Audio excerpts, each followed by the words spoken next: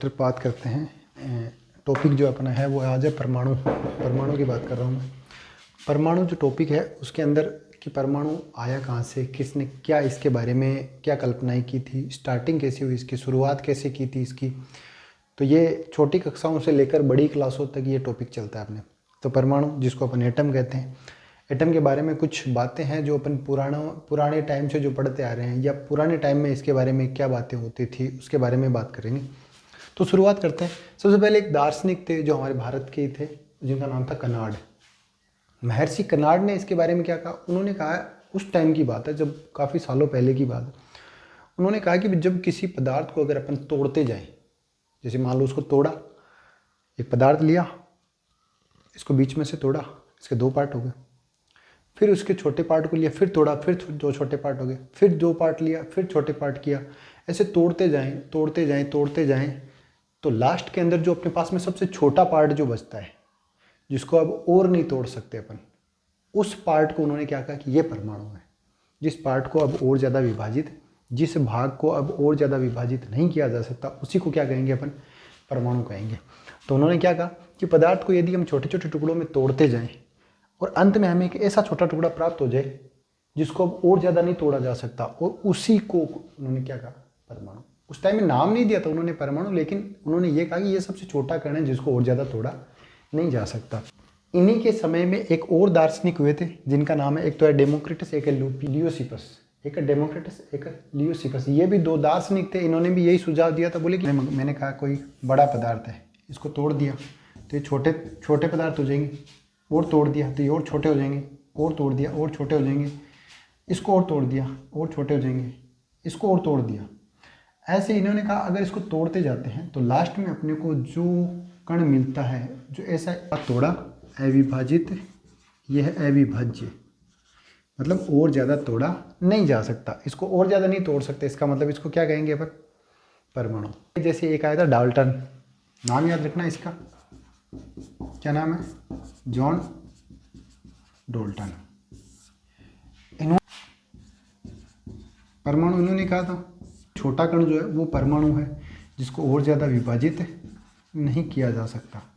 ये अविभाजित कण है जिसको परमाणु नाम दिया। अब इसके कुछ गुण उन्होंने कहा कि शर्तें क्या क्या लागू हुई। उन्होंने जो ब्रह्मांड है ये जो बना हुआ है, कोई भी पदार्थ जो है वो किससे बना हुआ है, पदार्थ परमाणु से मिलकर बना है। कोई भी पदार्थ, जितने भी इस दुनिया में ब्रह्मांड जो पदार्थ है वो सारे के सारे किससे मिलकर बने, परमाणुओं से। अब उसने कहा एक ही तत्व, मतलब परमाणु भी अलग अलग होंगे। उसने कहा एक ही तत्व है कि सभी परमाणु का द्रव्यमान तथा रासायनिक गुण समान होते हैं। ये किसने कहा, ये डाल्टन ने कहा। उसने कहा अगर एक ही तत्व, जैसे मैंने अगर तत्व की बात करूं, जैसे हाइड्रोजन अलग होता है, हीलियम अलग होता है, ऑक्सीजन अलग होता है, कार्बन अलग होता है, नाइट्रोजन अलग होती है, तो वैसे उसने कहा एक ही तत्व, जैसे ऑक्सीजन का ही परमाणु है और दूसरा और ऑक्सीजन का परमाणु है, तो दो परमाणु ऑक्सीजन के, तो दोनों परमाणु जो है ऑक्सीजन के दोनों समान होंगे। इस ऑक्सीजन के परमाणु का भार और इस ऑक्सीजन के परमाणु का भार, दोनों ऑक्सीजन के परमाणुओं का भार क्या होगा, समान होगा। और दोनों ऑक्सीजन के परमाणुओं के जो गुण हैं, इसके क्या क्या गुण है, इसके क्या क्या गुण है, दोनों के गुण क्या है, समान। भाई ऑक्सीजन ही तो दोनों, तो दोनों के गुण क्या होंगे, समान। तो ये किसने कहा था, ये डाल्टन ने कहा था। उसके बाद में उसने क्या कहा, अलग अलग तत्व, अगर तत्व चेंज हो गया तो उसने कहा अलग अलग तत्वों के परमाणुओं के द्रव्यमान भी अलग होंगे और उनके रासायनिक गुण भी अलग होंगे। इसने कहा अलग अलग तत्व के परमाणुओं के द्रव्यमान तथा रासायनिक गुणधर्म क्या होंगे, भिन्न भिन्न होंगे, अलग अलग होंगे, ये कहा उसने। डाल्टन ने क्या कहा कि अगर तत्व सेम है, सेम तत्व के अगर दो परमाणु लें, दोनों के गुण क्या होंगे? समान। दोनों के रासायनिक गुणधर्म समान होंगे, उनका द्रव्यमान समान होगा। अगर दोनों तत्व अलग अलग हो जाएं, अलग अलग तत्वों के परमाणु लें, तो उन दोनों तत्व के परमाणु के द्रव्यमान अलग अलग होंगे और उनके रासायनिक गुण भी क्या होंगे? अलग अलग होंगे। ये किसने कहा था? John Dalton.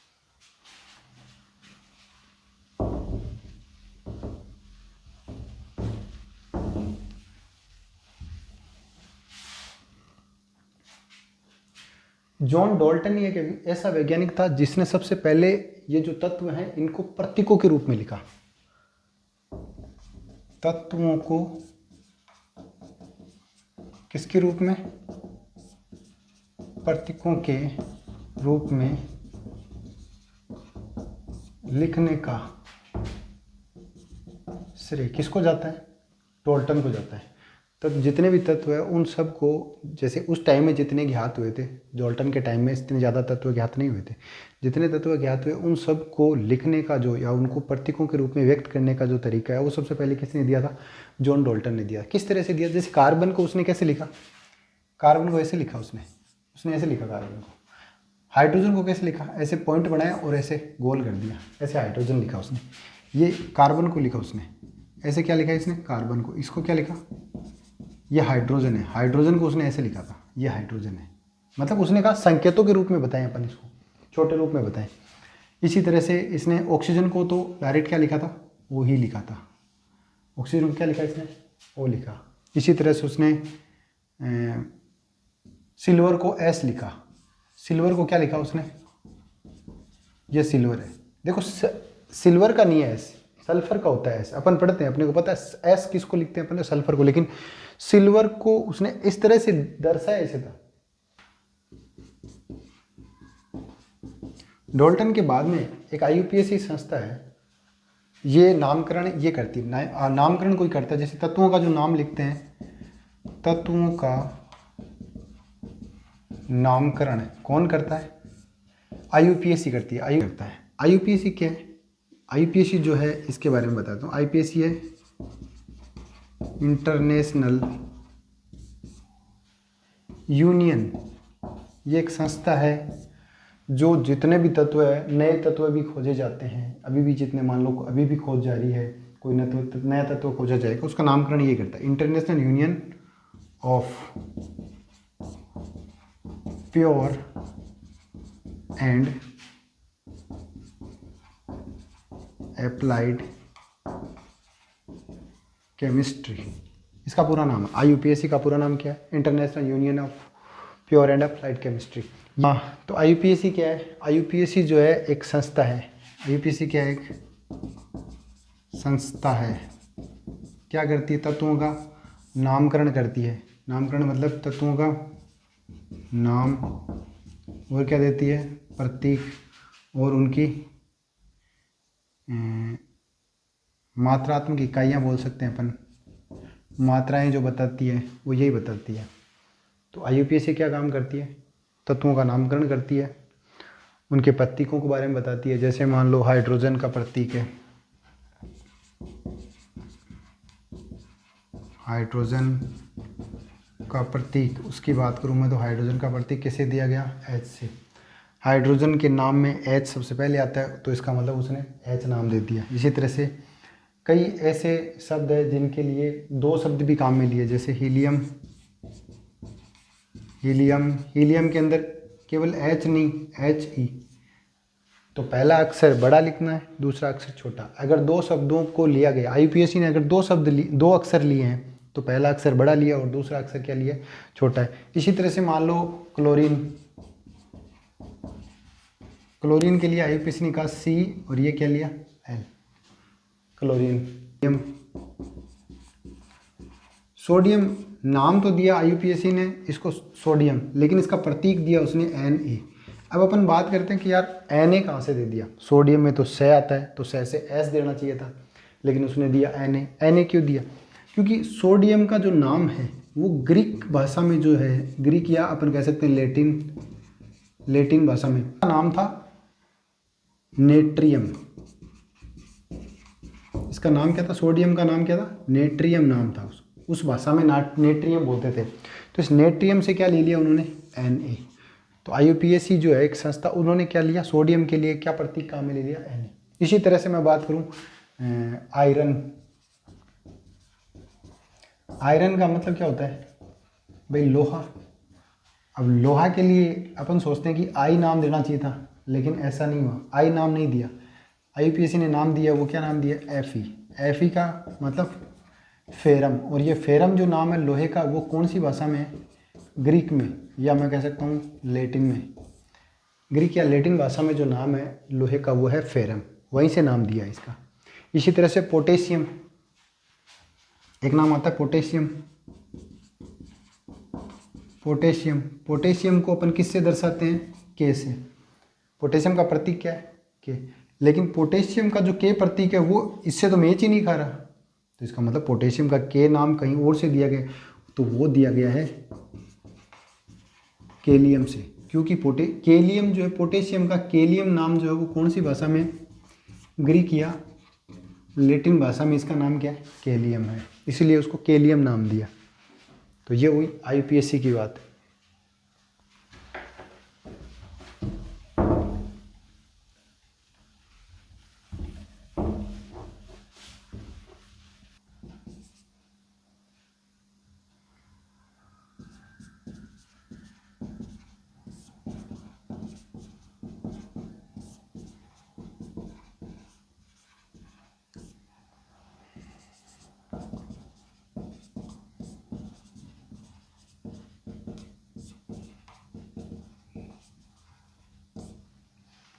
एक वैज्ञानिक हुए थे जिनका नाम है एंटोनी एल लेवोजियर। एक वैज्ञानिक है जिनका नाम था एंटोनी एल लेवोजियर। उसने क्या दिया था? उसने कहा कि द्रव्यमान जो है, द्रव्यमान संरक्षण का नियम दिया था। उसने क्या कहा? जो भी पदार्थ है वो ना तो उत्पन्न किया जा सकता, ना ही नष्ट किया जा सकता। मतलब पदार्थ को ना तो अपन क्या कर सकते हैं? उत्पन्न, न तो उत्पन्न और न ही नष्ट। मतलब पदार्थ को न तो अपन, परमाणु जो है उनको न तो अपन उत्पन्न कर सकते हैं, नहीं क्या कर सकते हैं? नष्ट। मतलब द्रव्यमान, किसी परमाणु के बनने से पहले द्रव्यमान, किसी पदार्थ के बनने से पहले का द्रव्यमान और किसी पदार्थ के टूटने के बाद का द्रव्यमान, दोनों द्रव्यमान क्या रहेंगे? बराबर रहेंगे। ये द्रव्यमान संरक्षण का नियम दिया था। दूसरा दिया था उसने स्थिर अनुपात का नियम। कहने का मतलब कोई भी परमाणु जो है, परमाणु मिलकर क्या बनाते हैं? अणु बनाते हैं। क्या बनाते हैं? अणु बनाते हैं। परमाणु मिलकर अणु बनाते हैं। और जो परमाणु मिलकर अणु जो बनाते हैं, वो अणु जो है परमाणुओं के किसी न किसी अनुपात के रूप में होता है। जैसे मान लो अपन ने कहा H2O, तो इसमें ऑक्सीजन के कितने परमाणु? 2। और ऑक्सीजन के तो एक ही परमाणु है, हाइड्रोजन के कितने?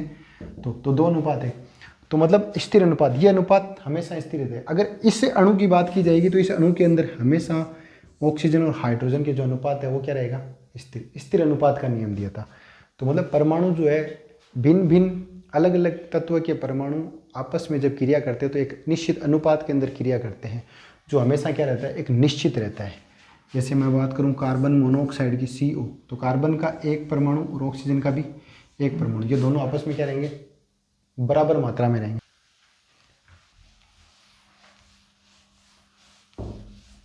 परमाणु, तो परमाणु के बारे में हमने पढ़ा कि परमाणु जो है उसके बारे में पहले क्या क्या कल्पनाएं हुई थी, परमाणु किस तरह से बने होते हैं। लेकिन परमाणु के अंदर की संरचना के बारे में अभी तक किसी ने कुछ भी नहीं बताया।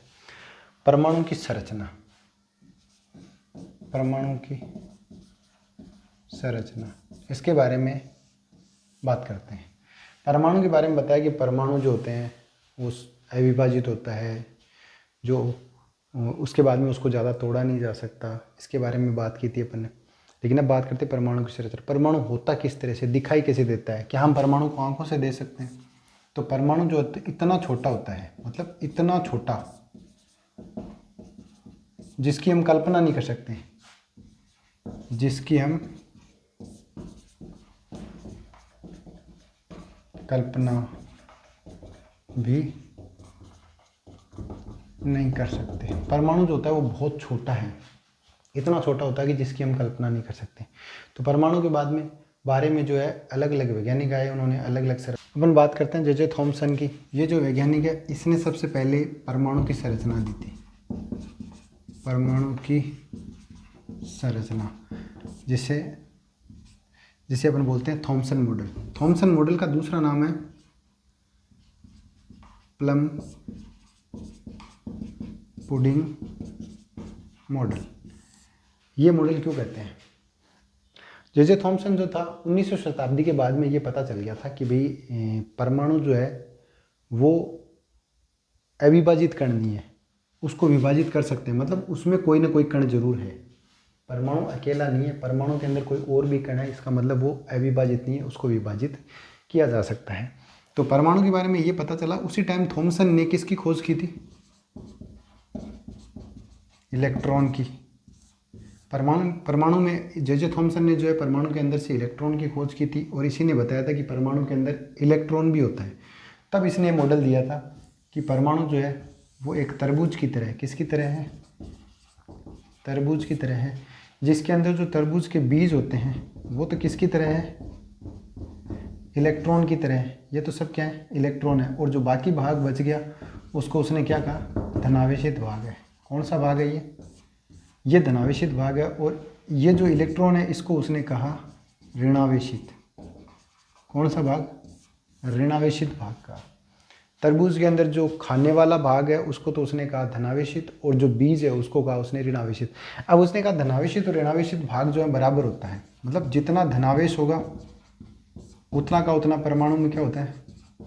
ऋणावेश होता है। ये किसने कहा?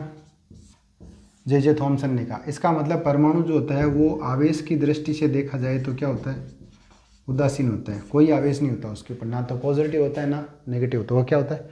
उदासीन। तो ये किसने दिया था? जे थॉमसन है। लेकिन बाद में जब और ज़्यादा प्रयोग किए गए तो और ज़्यादा प्रयोगों में ये जो उसका मॉडल था जे थॉमसन का, ये मॉडल अन्य प्रयोगों में सफल नहीं हुआ, तो इस वजह से ये क्या हो गया था? बाद में फेल हो गया था। उसके बाद में एक नया मॉडल आया जिसका नाम था क्या? Rutherford model. अब बात करते हैं अपन कौन से मॉडल की? Rutherford model.